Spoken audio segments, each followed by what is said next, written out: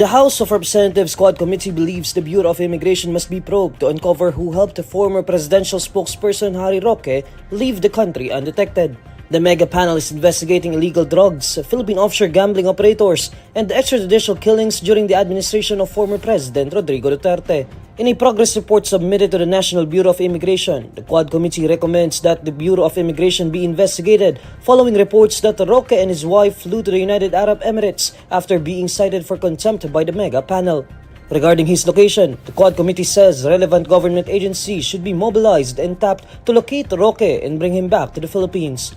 Aside from investigating the Bureau of Immigration, the mega panel also recommends the criminal investigation into the extent of Roque's supposed involvement in the operation of Lucky South 99 and Whirlwind Corporation, among others. Moreover, it recommends the Anti-Money Laundering Council to investigate the acquisition of Roque's assets. According to the report, a freeze order over Roque's assets should be applied for, provided it is shown that they are materially linked to the predicate offenses defined in the Anti-Money Laundering Act of 2001. Roque is implicated in the qualified human trafficking case concerning the alleged illegal activities of Lucky South 99, a raided pogo firm in Porac, Pampanga. He has an outstanding arrest order from the House of Representatives after being cited for contempt and ordered detained due to his failure to submit documents that would justify the alleged sudden increase in his wealth. Roque submitted his counter-affidavit to the qualified human trafficking complaints from Abu Dhabi, United Arab Emirates on December 3. The Department of Justice says the Board of Pardons and Parole would have to study granting executive clemency to Mary Jane Veloso before making such a recommendation to President Bongbong Marcos. Veloso, who was nearly executed in Indonesia for drug trafficking, is now in the custody of the Philippines following an agreement with Jakarta. In a chance interview, Justice Undersecretary Jesse Andres echoes the sentiment of President Bongbong Marcos that legal experts would still have to assess if Veloso can be granted clemency. According to Andres, the evaluation by the Board of Pardons and Parole is a lengthy process that can't be rushed, especially as the government is merely continuing Veloso's prison sentence in the Philippines after her transfer from Indonesia.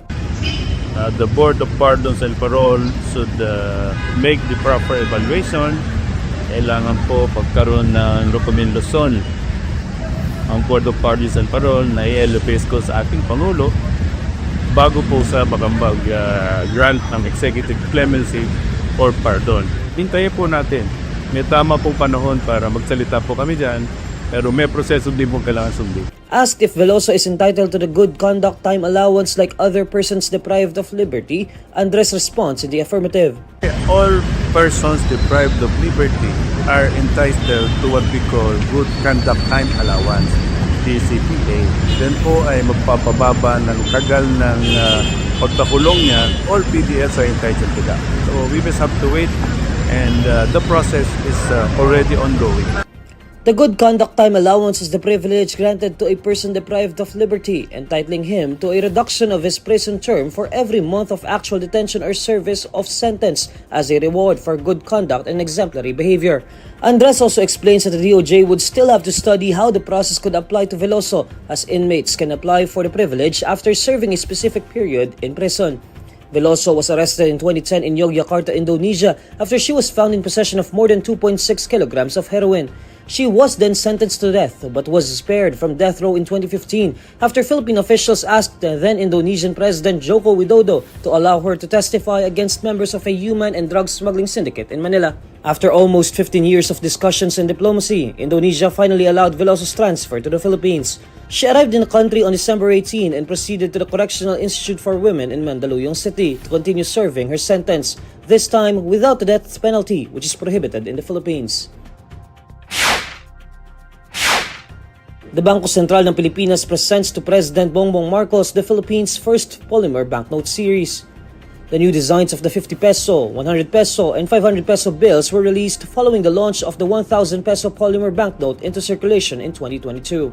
According to the BSP, the 500 peso note features the Visayan spotted deer, symbolizing clarity and sharpness, while the 100 peso note showcases the Palawan peacock peasant, which reflects Filipinos' grace even in challenging times. Meanwhile, the 50 peso note features the Visayan leopard cat, which the BSP says symbolizes independence and agility.